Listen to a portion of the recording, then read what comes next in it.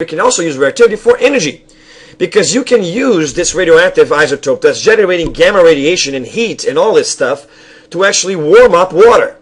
So you get the radioactive isotope, you put it inside of a reactor, and the reactor core is going to be flooded with water. It's going to warm up the water. The water is going to be channeled into a different place where it's going to make water actually evaporate. So the hot radioactive water is going to go into a different container where it's going to heat up water that's not touching that water. Now this is actually very, very important. Remember, you need to separate the water that's touching the reactor to the water that's actually going to warm up. Because that water that's going to warm up, if it touches the reactor, it's going to make radioactive steam, and that's a problem. So you don't want that. So to avoid that from happening, you put the reactor on water, and then you heat up that water, and that water will be very, very hot, and it will warm up the tubes there, or they're there. But you make those tubes impermeable to the radiation, made of something like lead, for example. And then those hot tubes will then warm up the clean water, which will evaporate by steam, and the steam is going to be another kind of tube until it runs through a turbine, and then this turbine actually will power a generator which produces electricity, and that's how power in Florida, for example, is made. And then the turbine is constantly cooled down through a condenser that actually makes regular water again, which can be reused on the actual process. But the water that touched the reactor becomes radioactive waste that must be developed. And that introduces a problem with using this kind of thing. Radioactivity will create waste that must be disposed. Now we actually have in the US tunnels where we actually put all the radioactive waste that we produce deep into the earth, like you see in this picture here on the left, bottom left. And then you're going to keep it there for millions of years until this whole thing is now stable. Now the problem with this, of course, is that we won't be around probably for millions of years to take care of this waste. And so some of the waste will leak to the environment and cause mutations in animals like you see up there. Other people are less conscientious and just dump either on the ocean or on the ground the radioactive decay. It's very, very sad. And another problem is that sometimes you have accidents, like the Chernobyl explosion, when the reactor actually lost control, or after the tsunami that happened recently in Japan, the whole reactor kind of exploded, and it took a lot of teams to actually clean up that, and a lot of people actually got radiation poisoning because they got exposed to the radiation from the nuclear reactor. So it has its dangers, but except for the nuclear waste is a completely clean type of energy, so it is an alternative to coal. It does not pollute the atmosphere per se.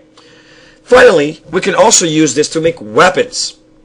And basically the idea is that we create that fission reaction that happens naturally at an accelerator rate.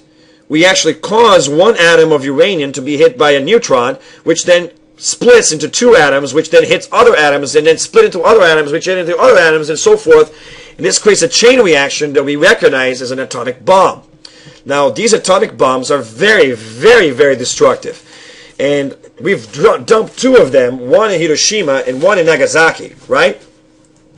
At the end of World War II. But we've also did several other tests, and we've learned much about how destructive they can be.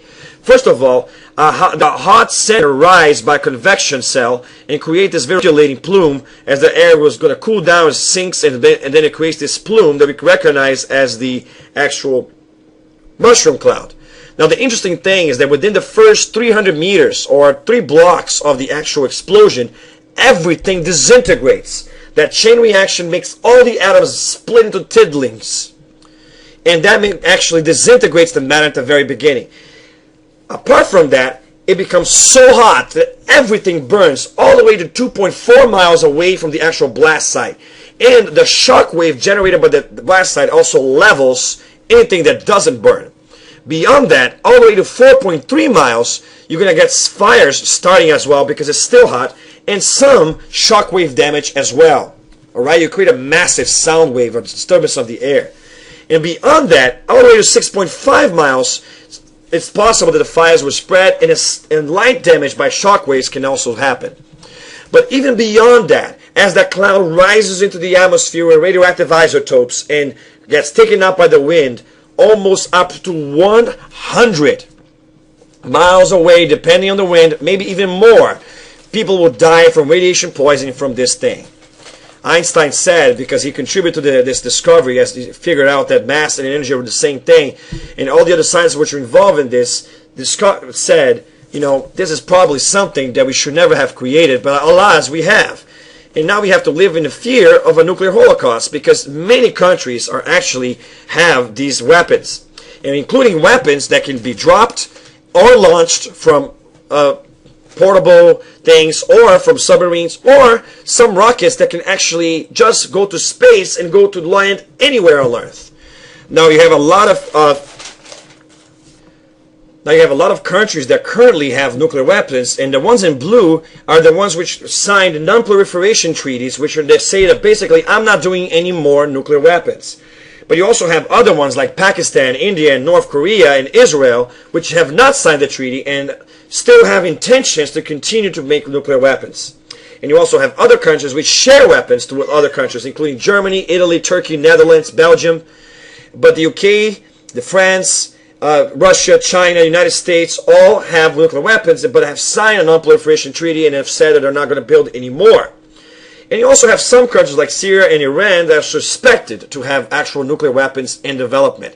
But either way, it's dangerous, because the precepts of a nuclear war would be very, very bad for the world. I don't have to go into that. And also remember that there are other countries, many countries, which also use nuclear power. And you see that in the graph here. So even those that don't have nuclear weapons also use nuclear power. All over the world, many, many countries are going to be doing that. All right?